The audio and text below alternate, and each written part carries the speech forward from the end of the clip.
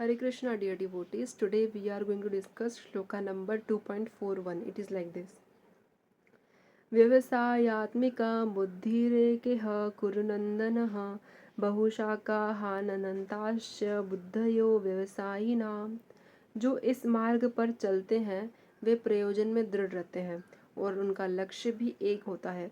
हे कुरुनंदन, जो दृढ़ प्रतिज्ञ नहीं है उनकी बुद्धि अनेक शाखाओं में विभक्त रहती है। श्रील प्रभुपाद जी द्वारा तात्पर्य। श्रील प्रभुपाद जी की जय। यह दृढ़ श्रद्धा की कृष्ण भावनामृत द्वारा मनुष्य जीवन की सर्वोच्च सिद्धि प्राप्त कर सकेगा। यह दृढ़ श्रद्धा की कृष्ण भावनामृत द्वारा मनुष्य जीवन की सर्वोच्च सिद्धि प्राप्त कर सकेगा। व्यवसायत्मिका बुद्धि कहलाती है। तो व्यवसायत्मिका बुद्धि क्या होती है?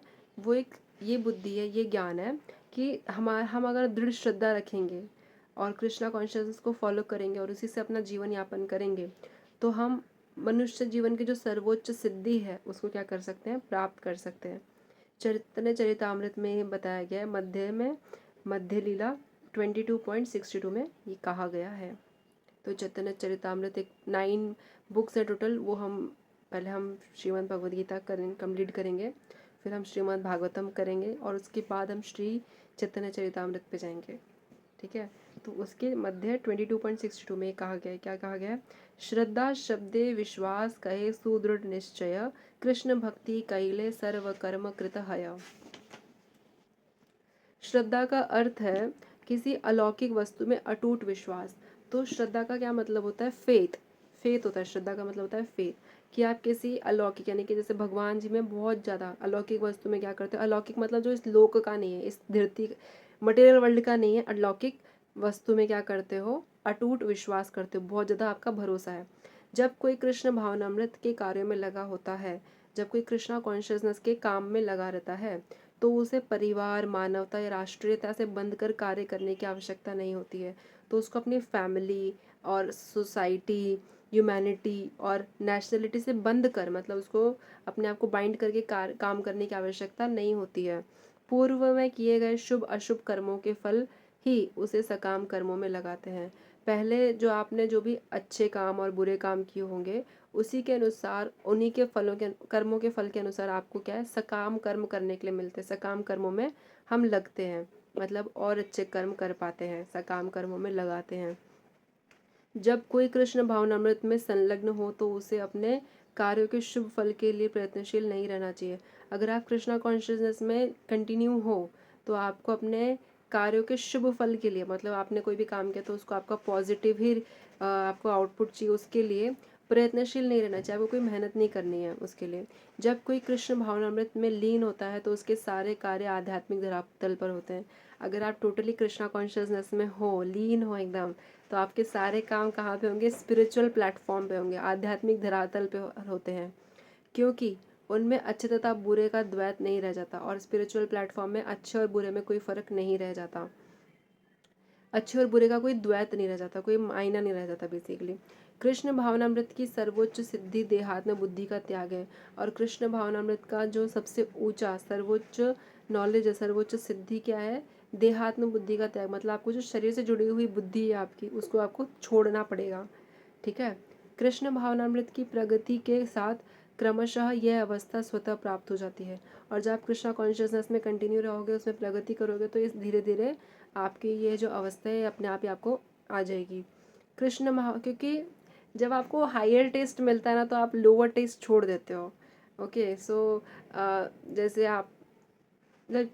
आपने कोई चीज़ खाई लेकिन आपको कोई चीज़ पसंद है, लेकिन आपने अगले अगले टाइम उससे बहुत ही टेस्टी चीज़ खा ली, उस टेस्ट से 1000 टाइम्स बेटर चीज़ आपने टेस्ट कर ली, तो अब आपको ऑलरेडी एक अच्छा टेस्ट मिल रहा है, तो आप क्यों लोअर टेस्ट के पास जाओगे? राइट। तो Krishna consciousness is the higher taste among all the taste. मतलब जितने भी मटेरियल वर्ल्ड में आपने जितनी भी चीज़ें चखी हैं उनमें सबसे ज़्यादा स्वाद जो है कृष्णा कॉन्शियसनेस में, भगवान के नाम में है।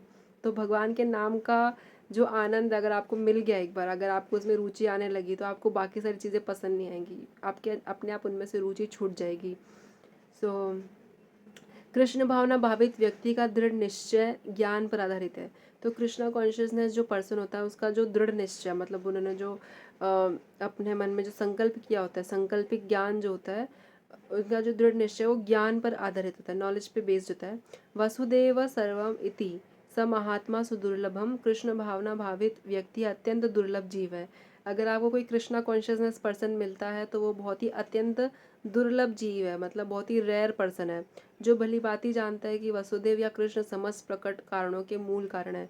जिन्हें पता है कि वसुदेव श्री कृष्ण कौन है, समस्त प्रकट कारणों के, जितनी भी चीज़ें आप देख रहे हो, जितने भी रीजंस आपको पता है दुनिया के, उन सब के मूल है वो, मूल मतलब उन सब की जड़ है वो, मूल कारण है। जिस प्रकार वृक्ष की जड़ सींचने पर स्वतः ही पत्तियों तथा टहनियों में जल पहुंच जाता है, अगर आप किसी पेड़ के जड़ में पानी डालोगे तो उसके सारे पार्ट्स तक, उसके लीव्स, उसके ब्रांचेस, सब जगह पानी पहुंच जाएगा। उसी तरह कृष्ण भावना भावित होने पर मनुष्य प्रत्येक प्राणी की, अर्थात अपने परिवार की, समाज की, मानवता की सर्वोच्च सेवा कर सकता है।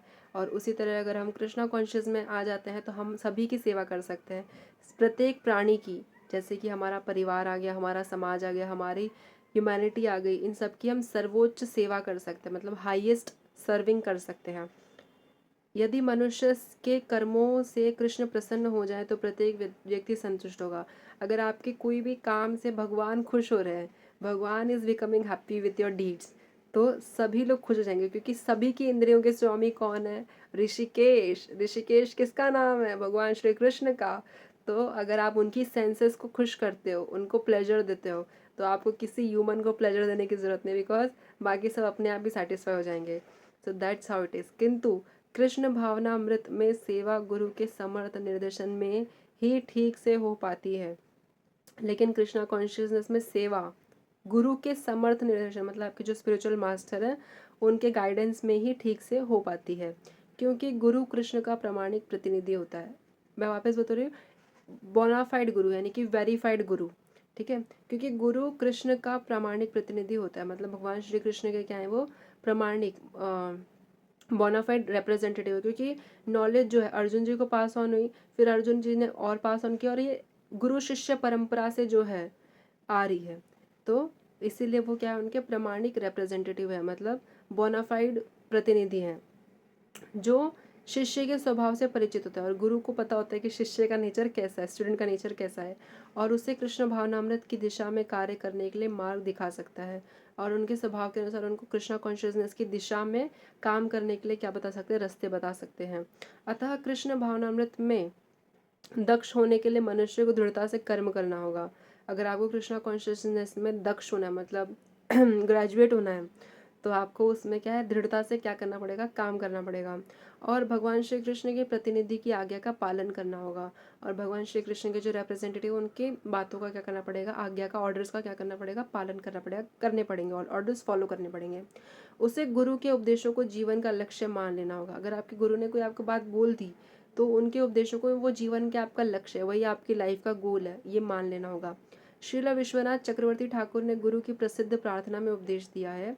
तो श्रील विश्वनाथ चक्रवर्ती ठाकुर जी ने गुरु की प्रसिद्ध प्रार्थना में क्या बताया है, यस्य प्रसादात भगवत प्रसादो यस्य प्रसादात गति कुतोपि ध्यान स्तुवन सस्ते यशस्त्र संध्या वंदे गुरु श्री चरण रविंदम। तो गुरु की तुष्टि से भगवान भी प्रसन्न होते हैं। गुरु की अगर हम तुष्टि करते हैं तो उससे क्या होता है, भगवान जी भी खुश हो जाते हैं। अगर आप अपने गुरु को प्लीज़ कर पा रहे हो तो उससे भगवान भी खुश होते हैं, क्योंकि गुरु इन द एंड तो भगवान के रिप्रेजेंटेटिव हैं। गुरु को प्रसन्न किए बिना कृष्ण भावनामृत के स्तर तक पहुंच पाने की कोई संभावना नहीं रहती। तो जब तक आप अपने टीचर को, यानी कि जो आपके स्पिरिचुअल मास्टर है, उनको आप जब तक खुश नहीं करते हो, और वो खुश कैसे होंगे, वो खुश इस प्रकार से होंगे जब उनको पता चलेगा कि आप जो है अपने टोटल 16 राउंड्स प्रॉपरली चैंट कर रहे हो, आप सुबह मंगल मुहूर्त में, आप सुबह ब्रह्म मुहूर्त में उठ जा रहे हो, सुबह की मंगला आरती आप अटेंड कर रहे हो, और क्या कहते हैं, गुरु महाराज के साथ आप उन्हीं के साथ जप कर, मतलब उनके जो जूम सेशंस हैं, और क्या कहते हैं, जो उनके जपा सेशंस है वो आप ज्वाइन कर रहे हो टाइम पे, जो लेक्चर्स है, जपा टॉक आप सुन रहे हो, और जो लेक्चर्स है वो आप अच्छे से सुन रहे हो, नोट्स वगैरह प्रिपेयर कर रहे हो, साथ ही साथ आप भगवत गीता भी रीडिंग कर रहे हो, और उसके साथ आप भगवान की सेवा अच्छे से कर रहे हो, मतलब डेटीज़ का टेम्पल अच्छे से क्लीन करते हो, और उनको अच्छे से क्या कहते हैं तैयार, मतलब उनको प्रॉपरली निला धुला के भगवान जी को एकदम ऐसा क्लीन रेडी करते हो, उनको उनको अच्छे से ड्रेसअप करते हो, फिर उनकी पूजा करते हो, उनके लिए भोग बनाते हो, उनकी माला बनाते हो। बेसिकली वो खुश इससे होंगे कि आप भगवान की कितनी सेवा कर रहे हो। फिर लास्ट में आते हैं कि आप जो जीव है, जो पृथ्वी के जीव है, उनके लिए आप क्या कर रहे हो, उनका आप कैसे भला कर रहे हो। तो ये सारी बातों से आपके स्पिरिचुअल मास्टर क्या होते हैं, खुश होते हैं, बोनाफाइड स्पिरिचुअल मास्टर। ठीक है। तो इस तरह से आप अपने टीचर को क्या कर सकते हो, हैप्पी कर सकते हो। बिकॉज एक टीचर को हैप्पीनेस कब मिलती है, जब उनको ये पता चलता है कि मैंने जो इसको सिखाया है ये अच्छे से फॉलो कर रहा है। ठीक है। तो जब उनको लगता है कि उनकी टीचिंग्स लाइफ में अप्लाई हो रही है, तभी वो खुश होते हैं। तो गुरु को प्रसन्न किए बिना जब तक आपके टीचर आपसे खुश नहीं होंगे, तब तक कृष्ण भावनामृत के स्तर तक पहुंच पाने की कोई संभावना नहीं रहती। तब तक आप कृष्णा कॉन्शियसनेस के लेवल तक नहीं पहुंच सकते। अतः मुझे उनका चिंतन करना चाहिए और दिन में 3 बार उनकी कृपा की याचना करनी चाहिए। और दिन में 3 बार अपने टीचर को याद करना चाहिए, स्पिरिचुअल मास्टर को। और दिन में क्या करना चाहिए, 3 बार उनकी मर्सी के लिए कि आपकी कृपा मुझे मिल जाए, आपकी कृपा मुझे मिल जाए, आपकी कृपा मुझे मिल जाए, इसकी क्या करनी चाहिए, याचना करनी चाहिए, रिक्वेस्ट करनी चाहिए। और अपने गुरु को सादर नमस्कार करना चाहिए, उनको प्रणाम करना चाहिए। किंतु यह संपूर्ण पद्धति, अब इसका मतलब ये नहीं कि आप उनको साक्षात जाके लाइव प्रणाम करो, आप मन में उनको याद कर सकते हो कि उनका जो आपके स्पिरिचुअल मास्टर उनकी आप फोटो आपके पास हो सके, या आप उनको अपने माइंड में उनकी फोटो इमेजिन करके आप उनको प्रणाम कर सकते हो। आपको जाके लाइव जाके उनके पास जाके दर्शन उनको प्रणाम नहीं करना। ठीक है। तो किंतु यह संपूर्ण पद्धति देहात्म बुद्धि से परे है। ये सारा जो पद्धति है ये क्या है, शरीर की बुद्धि से आपको, शरीर को जो आपको जब आप कृष्णा कॉन्शियसनेस में आ रहे हो तो आपको सोल कॉन्शियस होना है, मतलब आपकी आत्मा के लिए कॉन्शियस होना है। आपकी बॉडी और उससे जुड़ी हुई जितनी भी बातें हैं आपको साइड में रखनी पड़ेगी, तभी आप जो है कृष्णा कॉन्शियसनेस में आगे बढ़ सकते हो। अगर आपके दिमाग में सिर्फ बॉडी है और उससे रिलेटेड विचार हैं तो आप कभी आगे नहीं बढ़ सकते कृष्णा कॉन्शियसनेस में। तो देहात्म बुद्धि से परे, सैद्धांतिक रूप में नहीं वरन व्यवहारिक रूप में पूर्ण आत्मज्ञान पर निर्भर करती है। ठीक है। सैद्धांतिक रूप मतलब सिद्धांत के रूप में नहीं, वरन व्यवहारिक रूप में, आपके बिहेवियर के रूप में पूर्ण आत्मज्ञान पर निर्भर करती है, पूरी सेल्फ नॉलेज पे बेस्ड है। जब सकाम कर्मों से इंद्र तृप्ति की कोई संभावना नहीं रहती, जहाँ सकाम कर्म से आपको कोई सेंस ग्रेटिफिकेशन की पॉसिबिलिटी नहीं रहती, जिसका मन दृढ़ नहीं है वह विभिन्न सकाम कर्मों की ओर आकर्षित होता है। अगर आपका मन दृढ़ नहीं है तो आपका दिमाग जो है दूसरे सकाम कर्मों की ओर क्या रहेगा, अट्रैक्ट करेगा आपका दिमाग आपको। So I hope dear devotees आपको यहाँ तक श्लोका समझ में आया होगा। So thank you so much for listening to me. वंशा कल्पत्रुभ्यश्च कृपा सिंधुभ्यैव च पतितानां पावनेभ्यो वैष्णवेभ्यो नमो नमः। अनंत कोटि वैष्णव वृंद की जय। श्री ग्रंथराज श्रीमद् भगवद गीता की जय। नामाचार्य श्री हरिदास ठाकुर की जय। प्रेम से कहिए जय श्री कृष्ण चैतन्य प्रभु नित्यानंद श्री अद्वैत गदाधर शिवसदि श्री गौर भक्त वृंद की जय। हरे कृष्ण कृष्ण कृष्ण हरे हरे, हरे राम राम राम हरे हरे, हरे कृष्णा। दंडवत प्रणाम to all the devotees. Thank you so much for listening to me. Thank you.